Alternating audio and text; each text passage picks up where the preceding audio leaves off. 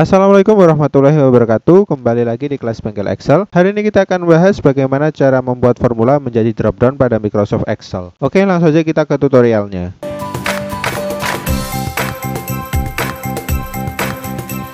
Oke sobat Excel, di sini kita sudah menyiapkan beberapa data dan juga formula yang akan kita input menjadi sebuah dropdown list. Oke, jadi kalau nanti kita klik di bagian formula dan kita bisa memilih formula yang akan kita aplikasikan pada data dari tabel berikut. Nah, caranya seperti ini sobat Excel. Oke, di sini kita sudah siapkan list yang akan kita ubah menjadi drop-down list. Nah, di sini formulanya antara lain adalah average, count, max, min, dan sum. Nah, kenapa kita coba menggunakan formula ini? Ini karena kita akan memanfaatkan yang namanya fungsi dari subtotal. Nah, kita coba gunakan subtotal. Jadi kita ketikkan sama dengan subtotal, kita tab. Nah, di sini kita kan ada beberapa rumus yang bisa di subtotal. Nah, rumus yang bisa digunakan subtotal di sini kita ambil beberapa saja. Nah, di sini seperti average, count, max, min, dan sum itu ada. Dan di sini untuk bagian kode itu diambil berdasarkan dari rumus dari subtotal tadi. Nah, untuk average itu adalah kodenya 1 sesuai dengan di subtotal tadi. Count itu 2, max 4, min 5, dan sum itu 9. Nah, jadi di sini kita sudah mendapatkan kode yang akan kita terapkan pada drop-down listnya. Nah, untuk membuat formula drop-down listnya, di sini yang pertama kita buat dulu yaitu drop-down list untuk pilihan menu dari formula yang akan kita terapkan. Nah, di sini langsung saja Sobat Excel pindah ke bagian data, itu klik di bagian data validation. Di bagian any value itu kita pilih dengan list, pindah ke bagian source. Nah, untuk bagian source kita blok di bagian formula pada tabelnya ya Sobat Excel.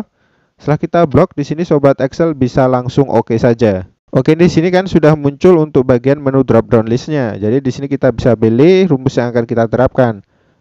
Nah, jadi di sini kita akan buat yaitu subtotal dari quantity dan juga jumlahnya. Contohnya di sini kita ambil dari fungsi sum. Nah, di bagian QTY atau quantity di sini kita akan menerapkan rumus dari subtotal. Nah, caranya seperti ini. Ketikkan sama dengan ketikan subtotal itu kita tab. Nah, di sini kan muncul function number-nya atau fungsi yang akan kita terapkan. Nah, itu adalah berdasarkan kode dari formulanya Sobat Excel. Nah, karena di sini datanya berbentuk dari tabel array ataupun juga dengan vertical lookup, jadi di sini kita bisa tambahkan fungsi dari VLOOKUP. Nah, di sini kita ketikkan secara manual rumus dari VLOOKUP secara lengkap seperti ini. Jangan lupa dibuka kurung. Nah, di sini akan aktif untuk rumus dari VLOOKUP-nya. Nah, untuk bagian dari lookup value itu adalah formula yang akan kita terapkan. Jadi di sini adalah D3. Titik koma untuk tabelnya di sini adalah yang sudah kita buat berdasarkan kode dari fungsi subtotal tadi. Jadi kita blok seperti ini untuk tabel array-nya. Jangan lupa dikunci dengan F4. Titik koma. Nah, untuk bagian dari kolom indeks di sini adalah 2. Selanjutnya tambahkan titik koma. Nah, di sini kita terapkan yaitu false untuk mendapatkan exact match. Baru di sini kita bisa tutup kurung untuk fungsi dari VLOOKUP. Nah, di sini kita tambahkan yaitu titik koma. Selanjutnya di sini blok saja di bagian QTY seperti ini Sobat Excel. Jangan lupa tutup kurung untuk mengakhiri rumus dari fungsi subtotal. Kalau sudah bisa kita enter. Nah, di sini kita sudah mendapatkan hasilnya. Coba kita lihat kalau kita gunakan subtotal pada tabelnya. Jadi di sini kita ketikkan sama dengan subtotal, kita tab. Pilih kode 9 karena di sini adalah penjumlahan atau sum. Terus blok untuk referensinya yaitu adalah quantity. Setelah itu bisa kita tutup kurung dan enter. Nah, hasilnya sama kan Sobat Excel? Untuk dari bagian jumlah di sini sama ya Sobat Excel. Jadi di sini langsung saja kita ketikkan sama dengan ketikkan subtotal, kita tab. Untuk dari bagian fungsi yang kita gunakan di sini kita tambahkan VLOOKUP. Kita ketik secara manual VLOOKUP terus tambahkan tutup kurung. Untuk lookup array-nya di sini tetap sama yaitu adalah D3. Tabel array-nya masih sama yaitu mulai rentang H6 sampai I11. Jangan lupa dikunci dengan F4. Titik koma untuk kolom indeksnya adalah 2. Titik koma dan kita tambahkan false untuk hasil exact match. Selanjutnya tutup kurung dan di sini tambahkan lagi titik koma untuk pindah ke bagian fungsi subtotal. Referensinya kita ambil dari jumlah seperti ini. Tutup kurung dan bisa kita enter. Nah, di sini kita sudah mendapatkan jumlahnya. Coba di sini kita tes lagi menggunakan fungsi subtotal untuk dari jumlah.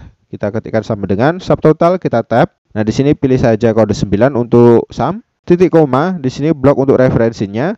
Tutup kurung dan bisa kita enter.